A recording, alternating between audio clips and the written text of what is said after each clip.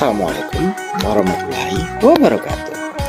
Hai Dusana Ambo, udah tahu belum nih tempat rekomendasi wisata yang rekomendasi di Kabupaten Solo?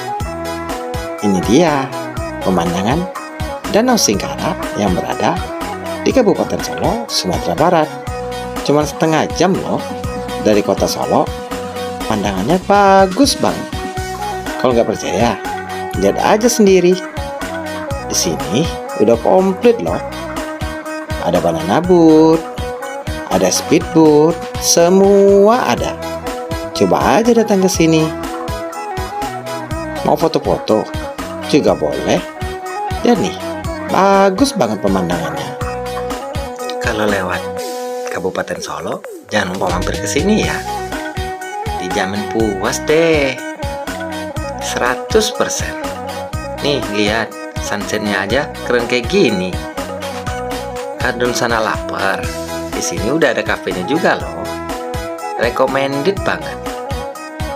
Tunggu ya, kalau datang ke sini nggak bakal nyesel deh, dijamin. Jangan lupa ya, mampir ke sini di wisata Danau Singkara, Kabupaten Solo, Sumatera Barat.